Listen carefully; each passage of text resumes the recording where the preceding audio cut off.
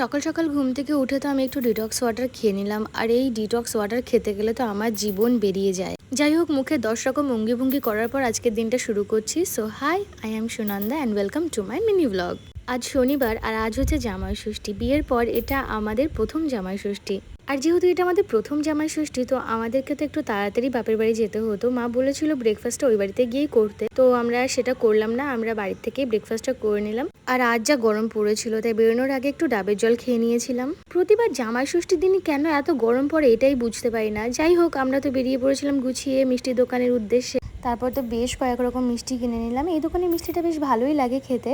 যেহেতু এটা আমাদের প্রথম জামাই ষষ্ঠী, তো মাঝে মাঝে একে অপরকে দেখছি আর হাসছিলাম আমরা।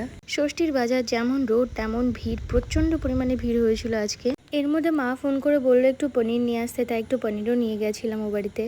তারপর তো মায়ের জন্য একটু মিষ্টি পানও নিয়ে নিয়েছিলাম। আমি অবশ্য ভুলে গেছিলাম, ওরই মনে ছিল, ও আবার এসব মনে রাখে ভালো। যাই হোক, এই করতে করতে আমরা তো পৌঁছে গেলাম ওই বাড়িতে।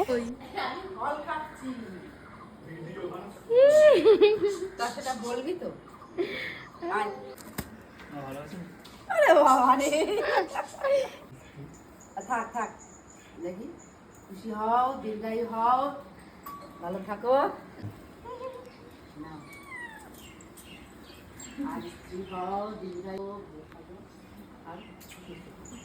আর তারপর তো এক মুহূর্ত দেরি না করে মা বসে পড়লো জামাইয়ের আশীর্বাদে, জামাই আদর করতে।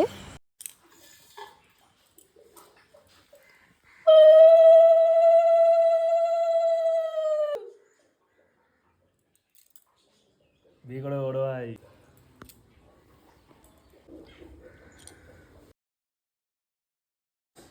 জামাই